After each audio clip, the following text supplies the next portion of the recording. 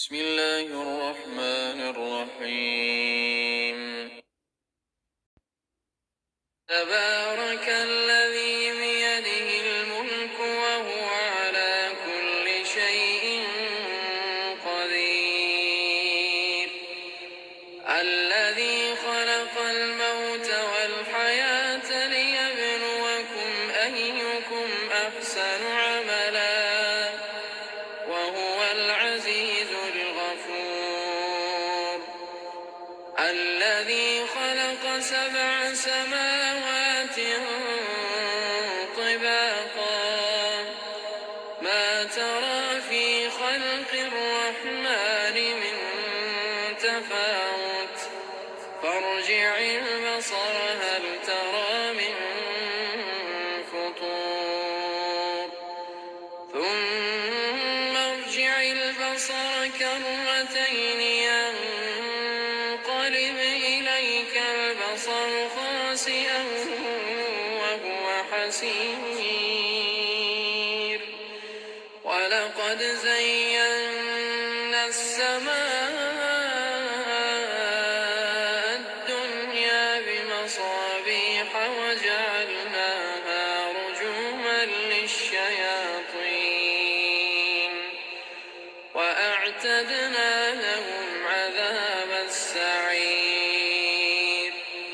وللذين كفروا بربهم عذاب جهنم وبئس المصير. إذا ألقوا فيها سمعوا لها شهيقا وهي تفور تكاد تميز من الغيظ كلما ألقي فيها فوج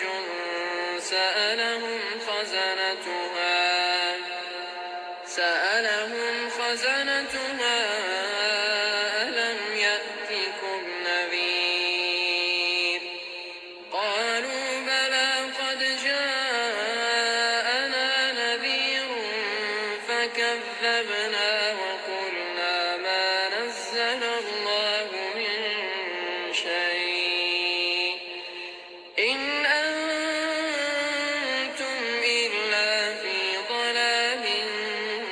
كبير. وقالوا لو كنا نسمع أو نعقل ما كنا في أصحاب السعير فاعترفوا بذنبهم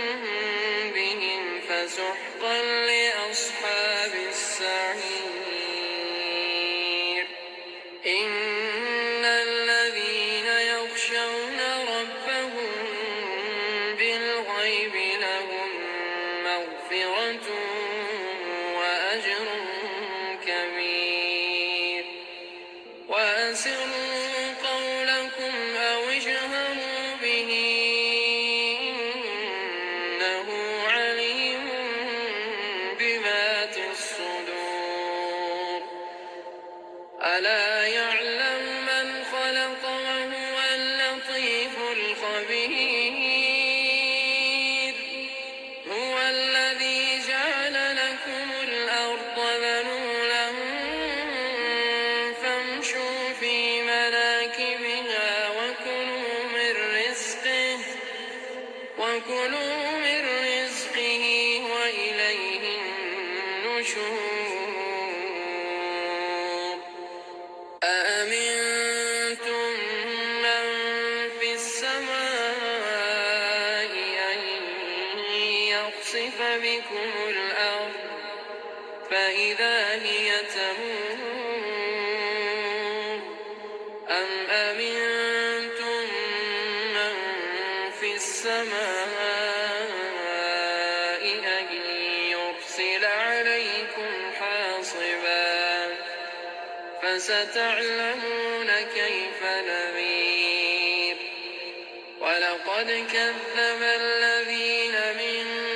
قبلهم فكيف كان نكير.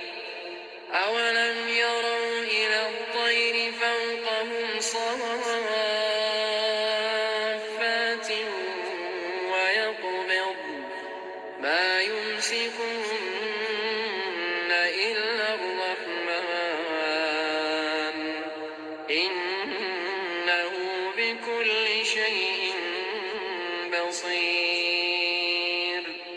أمن هذا الذي هو جند لكم ينصركم من دون الرحمن إن الكافرون إلا في غرور أمن هذا الذي يرزقكم إن أمسك رزقه بل لجوا في عتو ونفور أفمن يمشي مكبا على وجهه أهدى أمن يمشي سويا على صراط مستقيم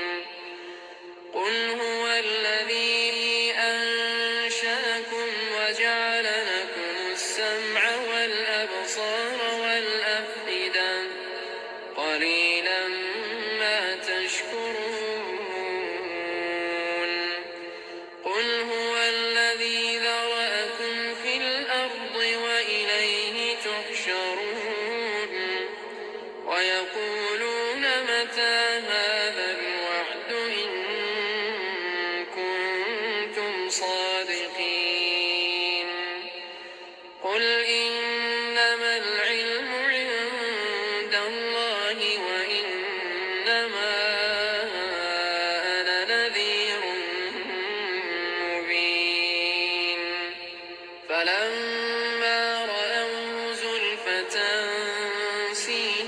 سيئت وجوه الذين كفروا وقيل هذا الذي كنتم به تدعون قل أرأيتم إن أهلكني الله ومن معي أو رحمنا فمن يجير الكافرين من عذاب أليم قل هو الرحمن آمنا به وعليه توكلنا فستعلمون من هو في ضلال مبين قل أرأيتم إن أصبح ماؤكم غورا فمن يأتيكم بماء معين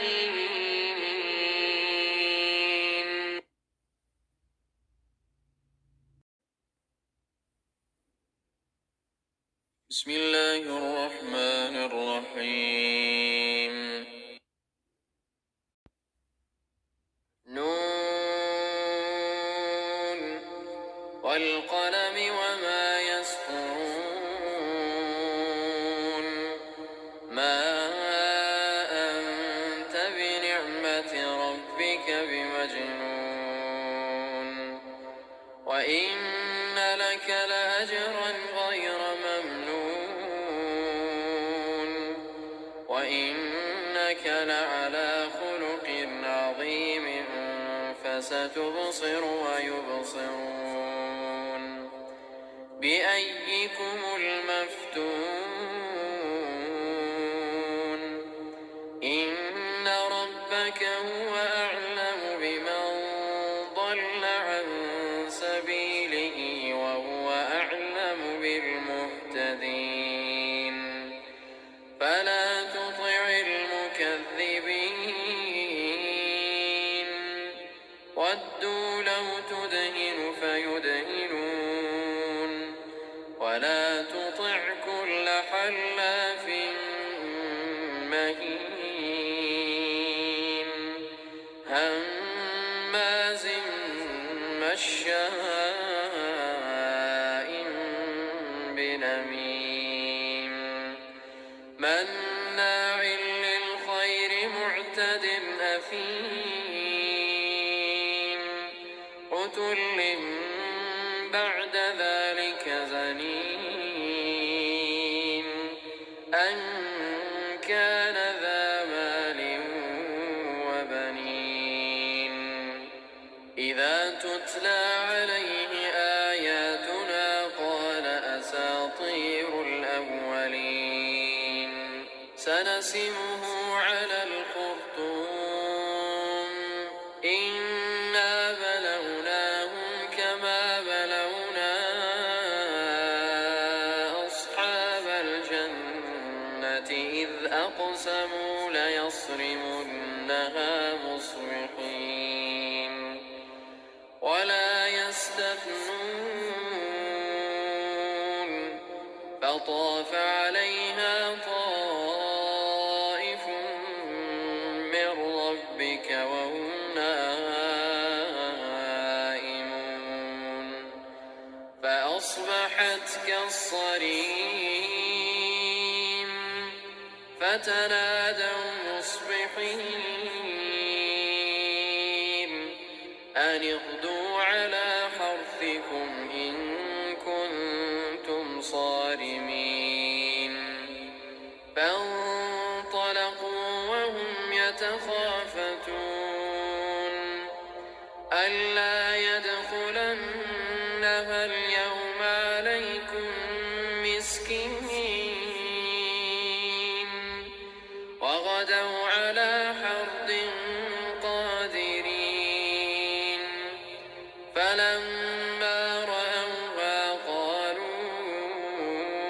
إنا لضالون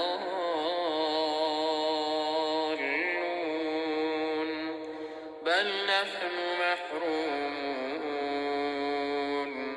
قال أوسطهم ألم أقل لكم لولا تسبحون قالوا سبحان ربنا إنا كنا ظالمين فأقبل بعضهم على بعض يتلاومون قالوا يا ويلنا إنا كنا طاغين عسى ربنا أن يبدلنا خيرا منها إنا إلى ربنا راغبون كذلك العذاب ولعذاب الآخرة أكبر لو كانوا يعلمون إن للمتقين عند ربهم جنات النعيم أفنجعل المسلمين كالمجرمين ما لكم كيف تحكمون أم لكم كتاب فيه تدرسون إن لكم فيه لما تخيرون أم لكم أيمان علينا بالغة إلى يوم القيامة إن لكم لما تحكمون سلهم أيهم بذلك زعيم أم لهم شركاء فليأتوا بشركائهم إن كانوا صادقين يوم يكشف عن ساق ويدعون إلى السجود فلا يستطيعون خاشعة أبصارهم ترهقهم ذلة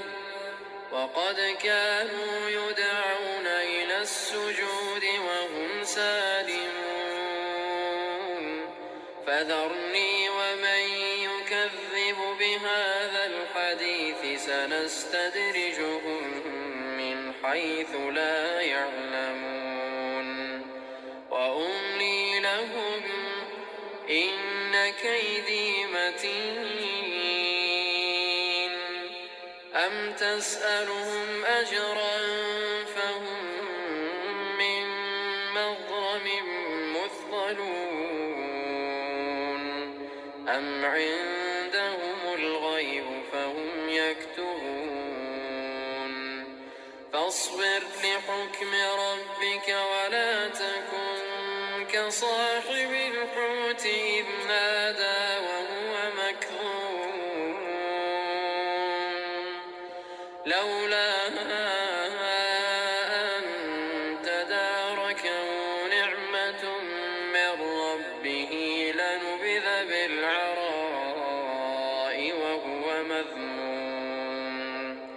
فاجتباه ربه فجعله من الصالحين وإن يكاد الذين كفروا ليزلقونك بأبصارهم لما سمعوا الذكر ويقولون إنه لمجنون وما هو إلا ذكر للعالمين.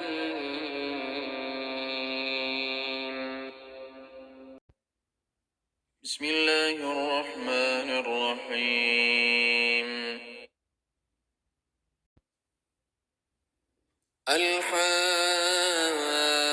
الحاقة ما الحاقة وما أدراك ما الحاقة كذبت ثمود وعاد بالقارعة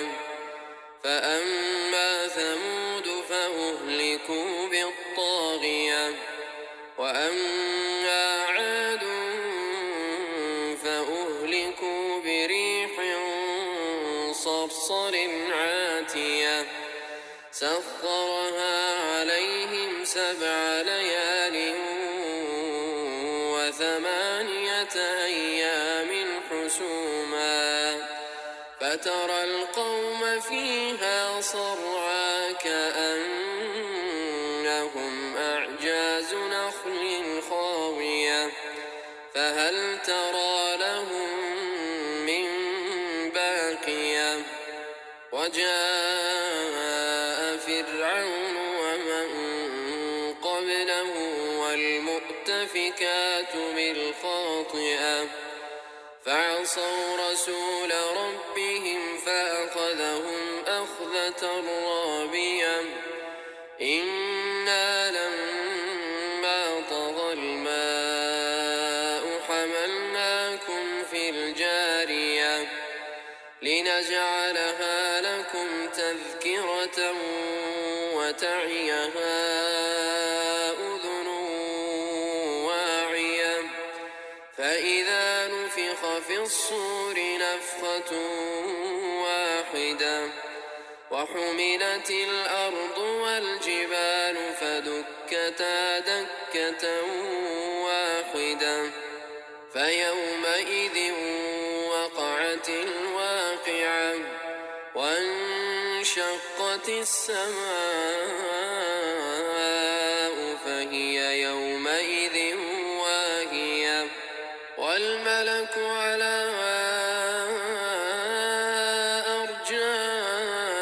أرجائها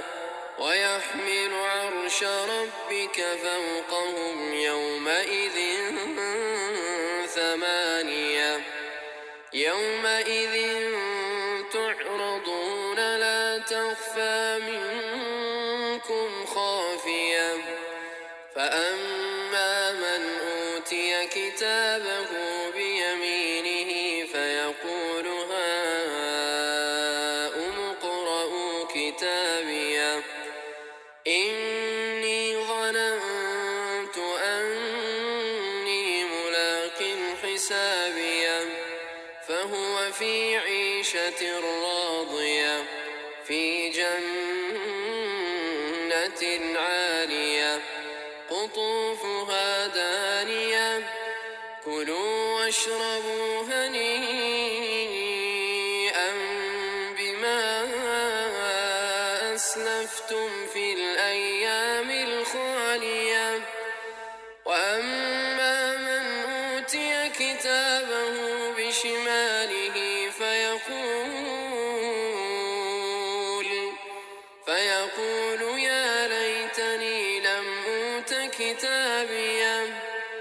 ولم أدر ما حسابيه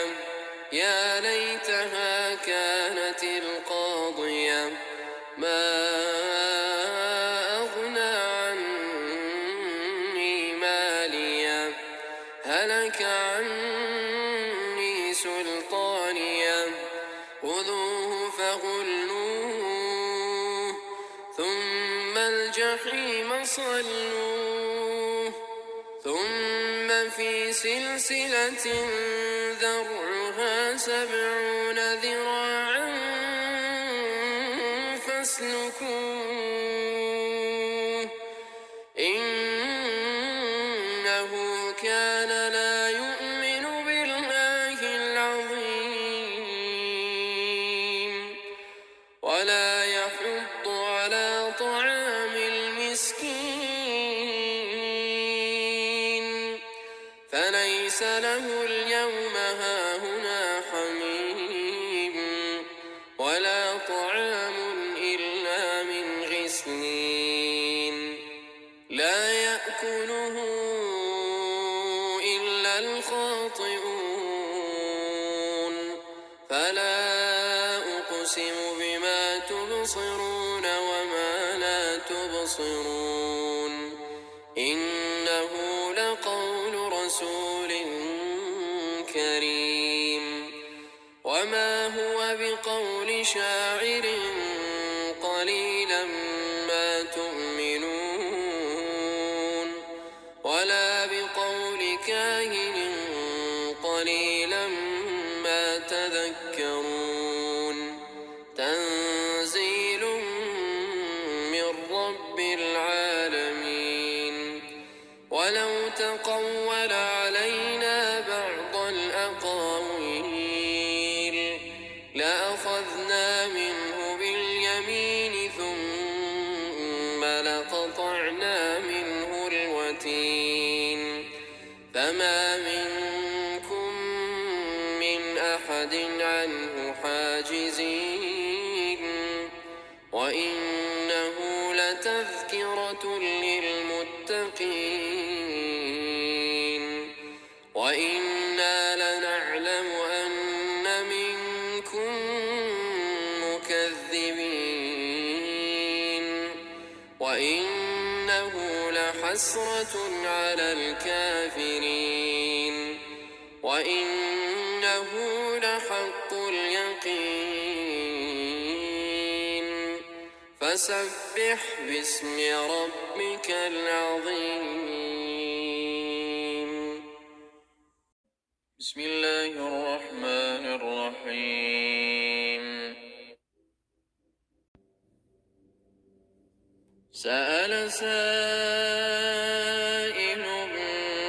بعذاب واقع للكافرين ليس له دافع من الله ذي المعارج تعرج الملائكة والروح إليه في يوم كان مقداره 50,000 سنة فاصبر صبرا جميلا إنهم يرونه بعيدا ونراه قريبا يوم تكون السماء كالمهل وتكون الجبال كالعهن ولا يسأل حميم حميما يبصرونهم يود المجرم لو يفتدي من عذاب يومئذ ببنيه وصاحبته وأخيه وفصيلته التي تؤويه ومن في الأرض جميعا ثم ينجيه كلا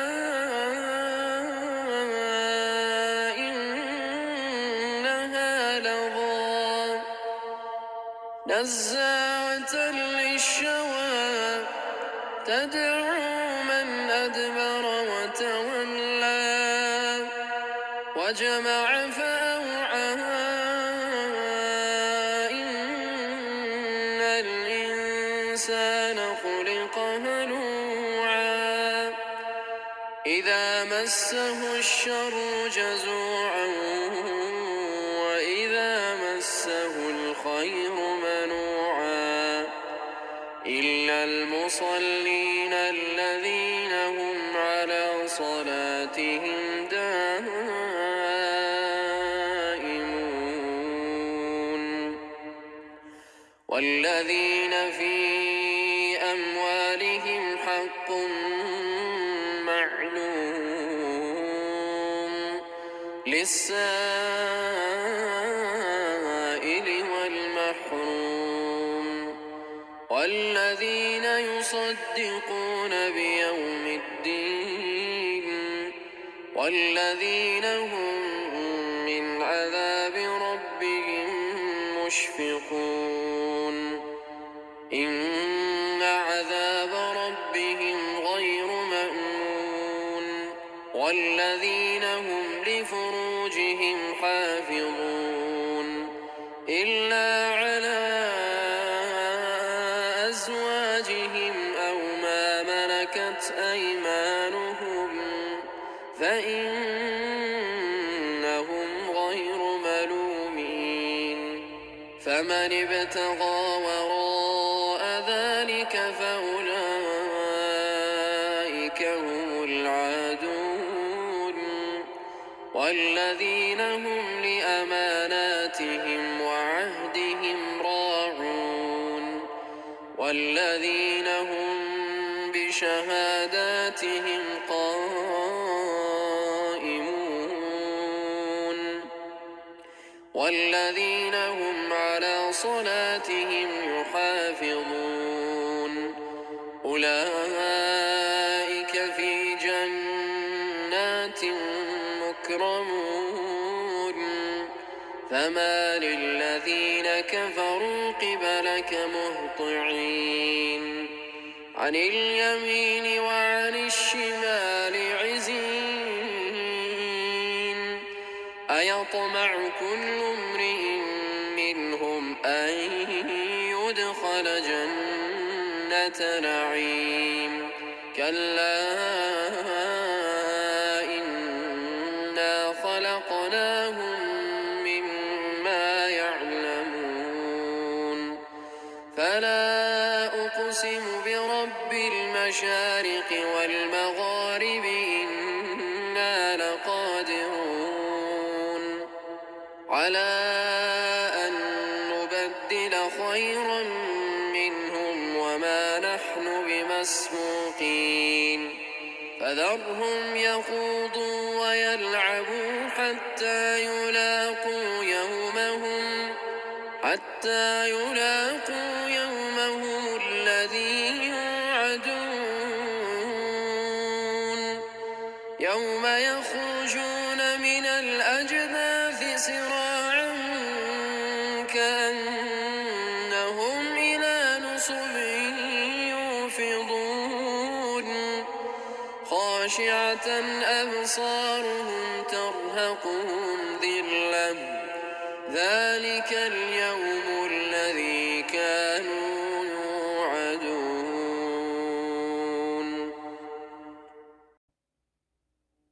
بسم الله الرحمن الرحيم إنا أرسلنا نوحا إلى قومه أن أنذر قومك من قبل أن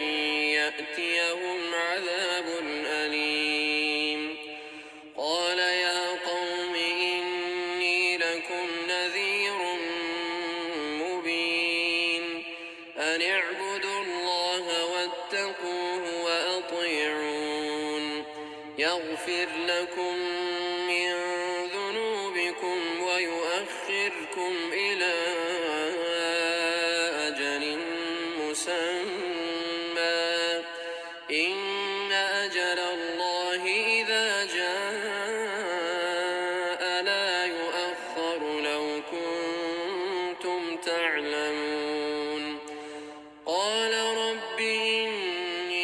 دعوت قومي ليلا ونهارا فلم يزدهم دعائي إلا فرارا وإني كلما دعوتهم لتغفر لهم جعلوا أصابعهم في آذانهم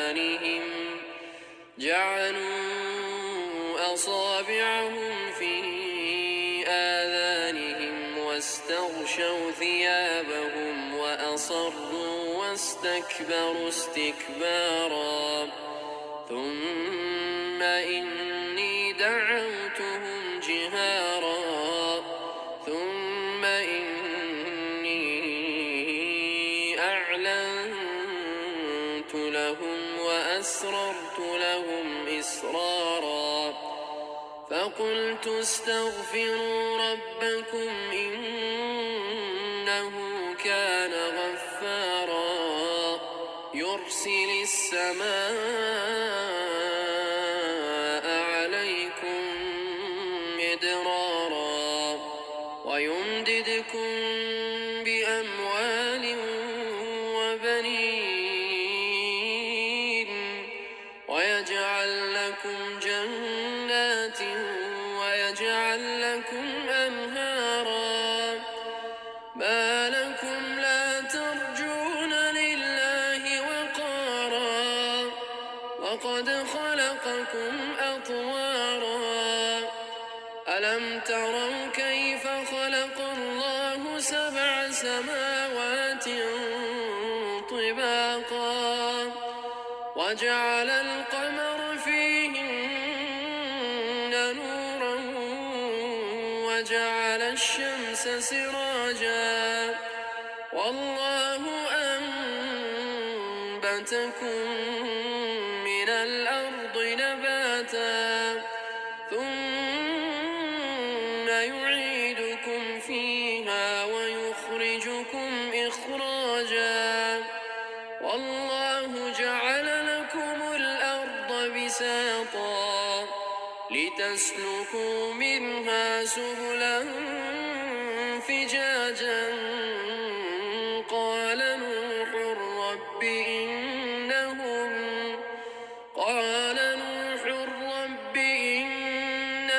عصوني واتبعوا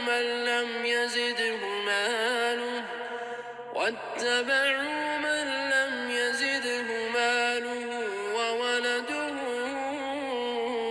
إلا خسارا ومكروا مكرا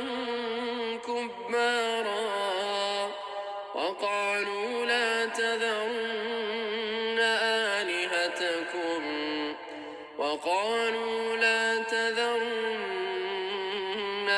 آلهتكم ولا تذرن ودا ولا سواعا ولا يغوث ويعوق ونسرا وقد أضلوا كثيرا ولا تزد الظالمين إلا ضلالا مما خطيئاتهم أغرقوا فأدخلوا نارا فلم يجدوا لهم من دون الله أنصارا وقال نوح رب لا تذر على الأرض من الكافرين ديارا إنك إن تذرهم يضلوا عبادك ولا يلدوا إلا فاجرا كفارا رب اغفر لي ولوالدي ولمن دخل بيتي مؤمنا وللمؤمنين والمؤمنات ولا تزد الظالمين إلا تبارا بسم الله الرحمن الرحيم قل أوحي إلي أنه استمع نفر من الجن فقالوا إنا سمعنا قرآنا عجبا يهدي إلى الرشد فآمنا به ولن نشرك بربنا أحدا وأنه تعالى جد ربنا ما اتخذ صاحبة ولا ولدا وأنه كان يقول سفيهنا على الله شططا وأنا ظننا أن لن تقول الإنس والجن على الله كذبا وأنه كان رجال من الإنس يعوذون برجال من الجن فزادوهم رهقا وأنهم ظنوا كما ظننتم أن لن يبعث الله أحدا وأنا لمسنا السماء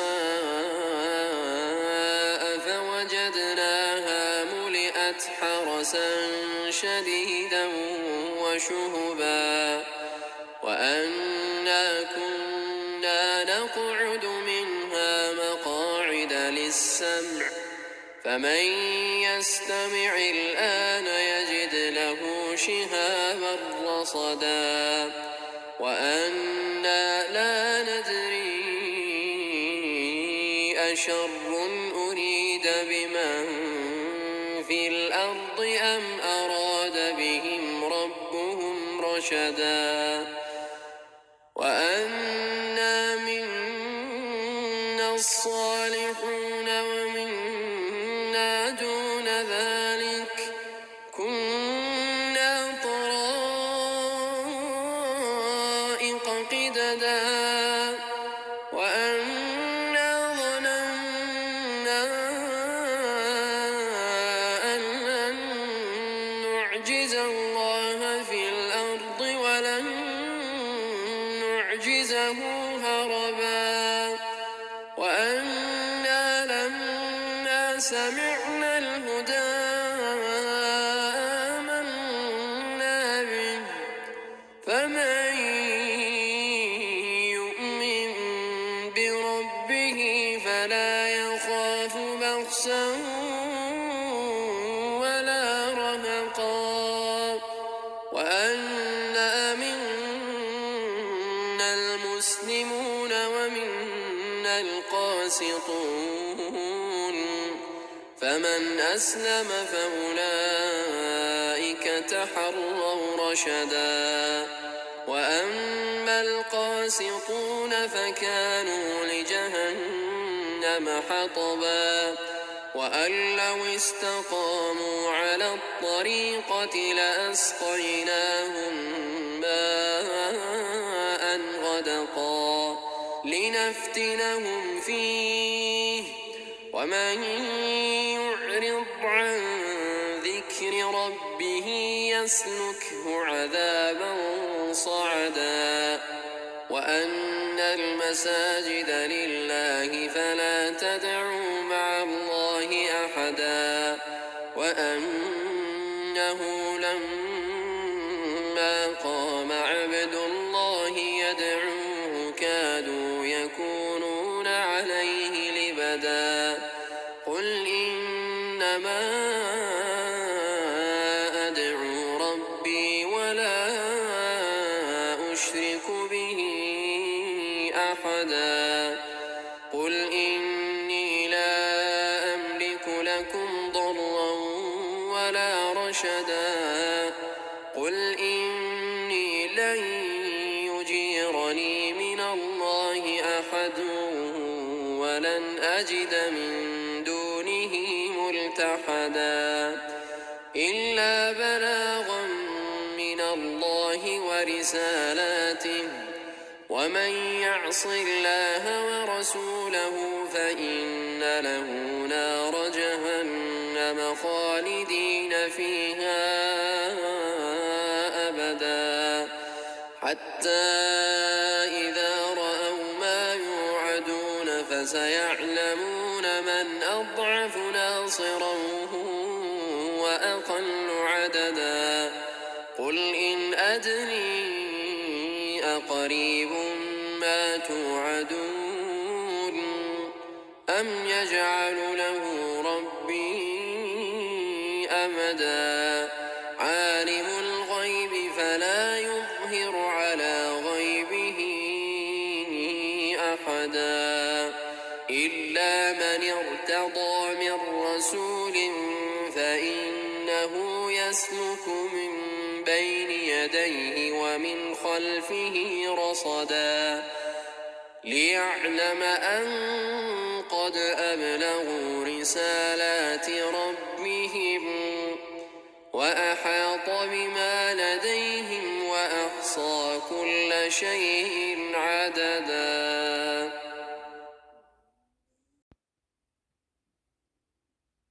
بسم الله الرحمن الرحيم. يا أيها المزمل قم الليل إلا قليلا نصفه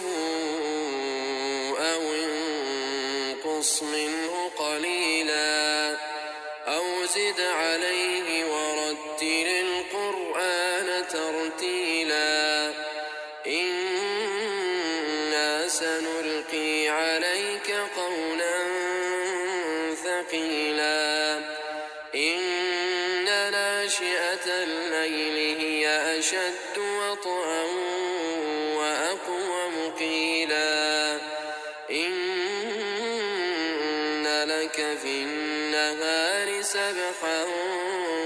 طويلا واذكر اسم ربك وتبتل إليه تبتيلا رب المشرق والمغرب لا إله إلا هو فاتخذه وكيلا واصبر على ما يقولون واهجرهم هجرا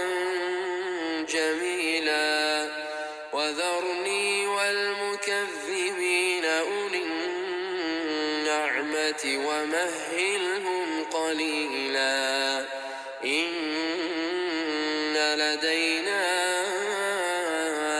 أنكالا وجحيما وطعاما ذا غصة وعذابا أليما يوم ترجف الأرض والجبال وكانت الجبال كثيبا مهيلا إنا أرسلنا إليكم رسولا شاهدا عليكم كما أرسلنا إلى فرعون رسولا فعصى فرعون الرسول فأخذناه أخذا وبيلا فكيف تتقون إن كفرتم يوما يجعل الولدان شيبا السماء منفطر به كان وعده مفعولا إن هذه تذكرة فمن شاء اتخذ إلى ربه سبيلا إن ربك يعلم أنك تقوم أدنى من ثلثي الليل ونصفه وثلثه وطائفة من الذين معك والله يقدر الليل والنهار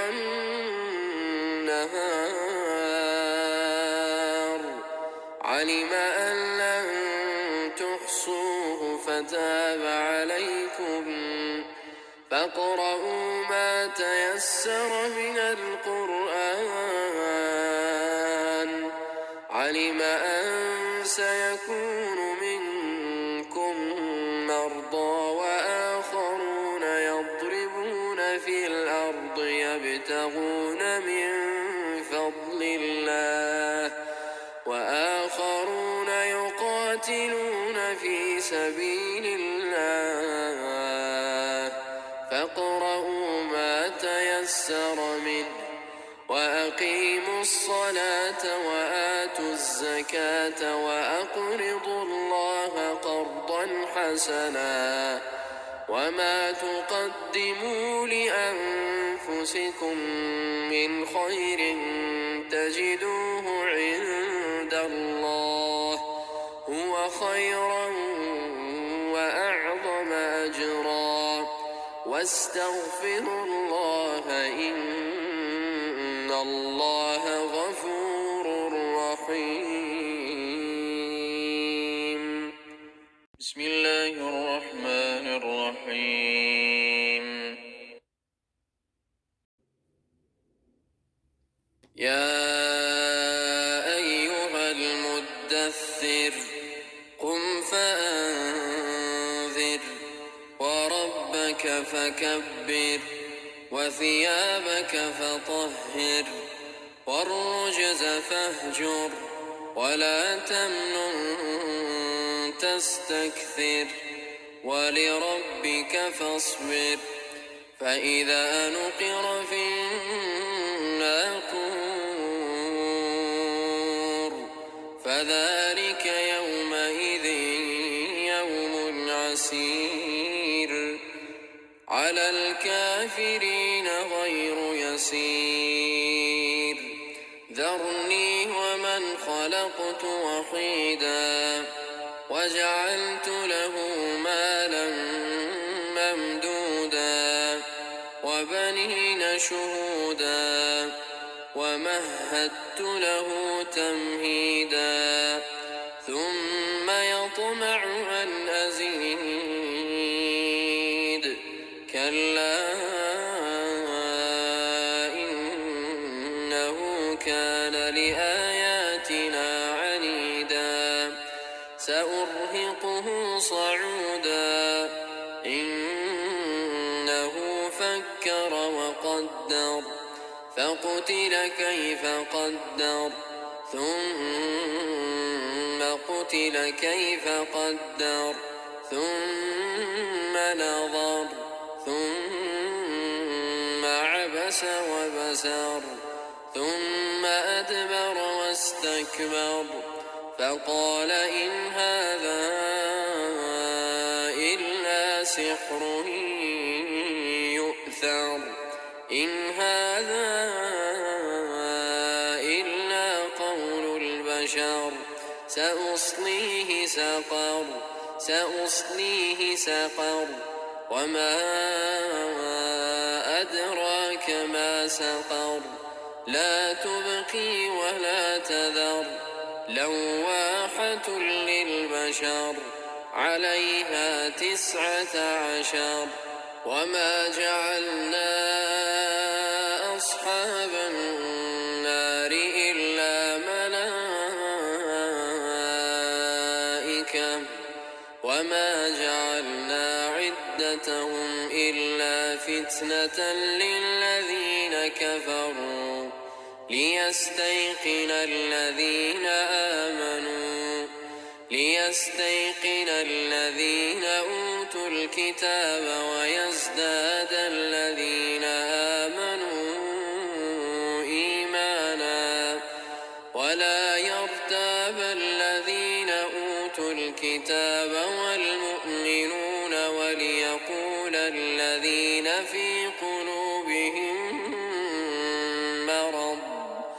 وليقول الذين في قلوبهم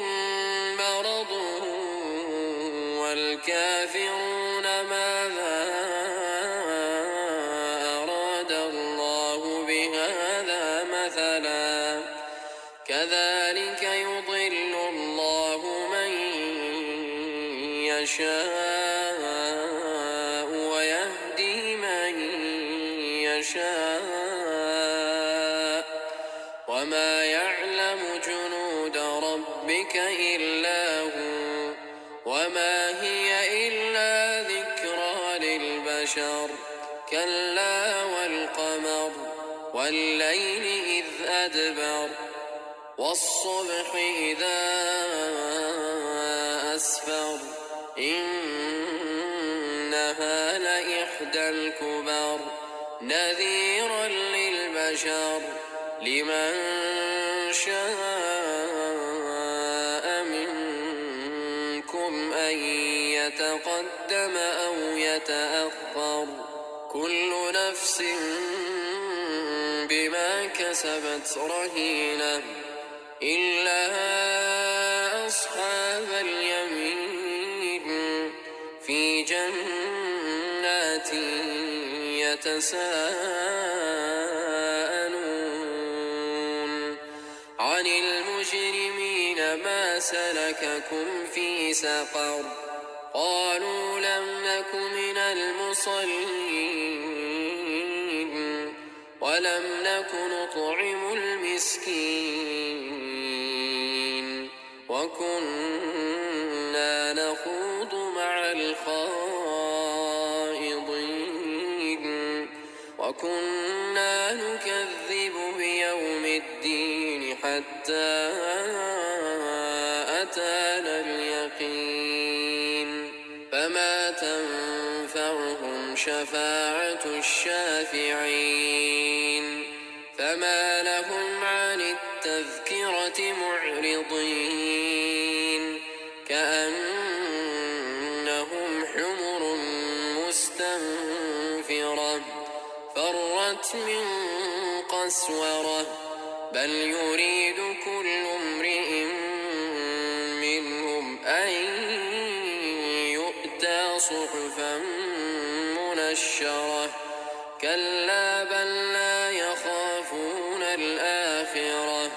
كلا إنه تذكرة فمن شاء ذكره وما يذكرون إلا أن يشاء الله هو أهل التقوى وأهل المغفرة بسم الله الرحمن الرحيم لا أقسم بيوم القيامة ولا أقسم بالنفس اللوامة أيحسب الإنسان أن لن نجمع عظامه بلى قادرين على أن نسوي بنانه بل يريد الإنسان ليفجر أمامه يسأل أيان يوم القيامة فإذا برق البصر وخسف القمر وجمع الشمس والقمر يقول الإنسان يومئذ أين المفر كلا لا وزر إلى ربك يومئذ المستقر ينبأ الإنسان يومئذ بما قدم وأخر بل الإنسان على نفسه بصيرة ولو ألقى معاذيره لا تحرك به لسانك لتعجل به إن علينا جمعه وقرآنه فإذا قرأناه فاتبع قرآنه ثم إن علينا بيانه كلا بل تحبون العاجلة وتذرون الآخرة وجوه يومئذ ناظرة إلى ربها ناظرة ووجوه يومئذ باسرة تظن أن يفعل بها فاقرة كلا إذا بلغت التراقي وقيل من راقي وظن أنه الفراق والتفت الساق بالساق إلى ربك يومئذ المساق فلا صدق ولا صلى ولكن كذب وتولى ثم ذهب إلى أهله يتمطى أولى لك فأولى ثم أولى لك فأولى أيحسب الإنسان أن يترك سدى ألم يك نطفة من مني يمنى ثم كان علقة فخلق فسوى فجعل منه الزوجين الذكر والأنثى أليس ذلك بقادر على أن يحيي الموتى بسم الله الرحمن الرحيم هل أتى على الإنسان حين من الدهر لم يكن شيئا مذكورا إنا خلقنا الإنسان من نطفة أمشاج نبتليه فجعلناه سميعا بصيرا إنا هديناه السبيل إما شاكرا وإما كفورا إنا أعتدنا للكافرين سلاسل وأغلالا وسعيرا إن الأبرار يشربون من كأس كان مزاجها كافورا عينا يشرب بها عباد الله يفجرونها تفجيرا يوفون بالنذر ويخافون يوما كان شره مستطيرا ويطعمون الطعام على حبه مسكينا ويتيما وأسيرا إنما نطعمكم لوجه الله لا نريد منكم جزاء ولا شكورا إنا نخاف من ربنا يوما عبوسا قمطريرا شر ذلك اليوم ولقاهم نضرة وسرورا وجزاهم بما صبروا جنة وحريرا متكئين فيها على الأرائك لا يرون فيها شمسا ولا زمهريرا ودانية عليهم ظلالها وذللت قطوفها تذليلا ويطاف عليهم بآنية من فضة وأكواب كانت قوارير من فضة قدروها تقديرا ويسقون فيها كأسا كان مزاجها زنجبيلا عينا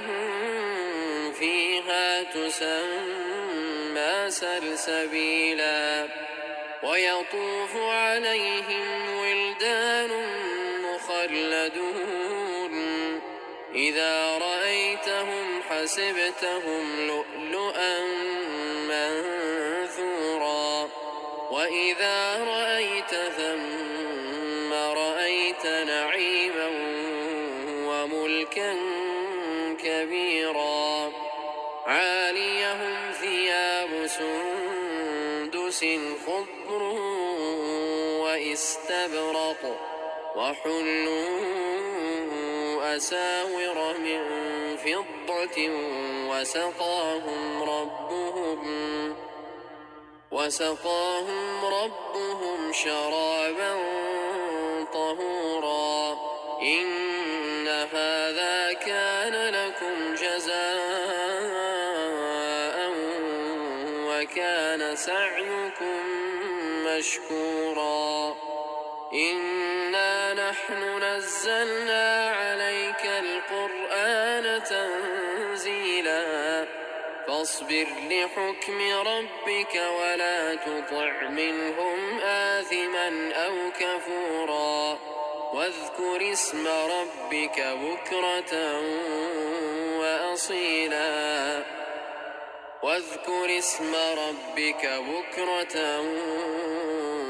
وأصيلا ومن الليل فاسجد له وسبحه ليلا طويلا إن هؤلاء يحبون العاجلة ويذرون وراءهم يوما ثقيلا نحن خلقناهم وشددنا أسرهم وإذا شئنا بدلنا أمثالهم تبديلا إن هذه تذكرة فمن شاء اتخذ إلى ربه سبيلا وما تشاءون إلا أن يشاء الله إن الله كان عليما حكيما يدخل من يشاء في رحمته والظالمين أعد لهم عذابا أليما بسم الله الرحمن الرحيم والمرسلات عرفا فالعاصفات عصفا والناشرات نشرا فالفارقات فرقا فالملقيات ذكرا عذرا أو نذرا إنما توعدون لواقع وإذا النجوم طمست وإذا السماء فرجت وإذا الجبال نسفت وإذا الرسل أقتت لأي يوم أجلت ليوم الفصل وما أدراك ما يوم الفصل ويل يومئذ للمكذبين ألم نهلك الأولين ثم نتبعهم الآخرين كذلك نفعل بالمجرمين ويل يومئذ للمكذبين ألم نخلقكم من ماء مهين فجعلناه في قرار مكين إلى قدر معلوم فقدرنا فنعم القادرون ويل يومئذ للمكذبين ألم نجعل الأرض كفاة أحياء وأمواتا وجعلنا فيها رواسي شامخات وأسقيناكم ماء فراتا ويل يومئذ للمكذبين انطلقوا إلى ما كنتم به تكذبون انطلقوا إلى ظل ذي ثلاث شعب لا ظليل ولا يغني من اللهب إنها ترمي بشرر كالقصر كأنه جمالة صفر ويل يومئذ للمكذبين هذا يوم لا ينطقون ولا يؤذن لهم فيعتذرون ويل يومئذ للمكذبين هذا يوم الفصل جمعناكم والأولين فإن كان لكم كيد فكيدون ويل يومئذ للمكذبين إن المتقين في ظلال وعيون وفواكه مما يشتهون كلوا واشربوا هنيئا بما كنتم تعملون إنا كذلك نجزي المحسنين ويل يومئذ للمكذبين كلوا وتمتعوا قليلا إنكم مجرمون ويل يومئذ للمكذبين وإذا قيل لهم اركعوا لا يركعون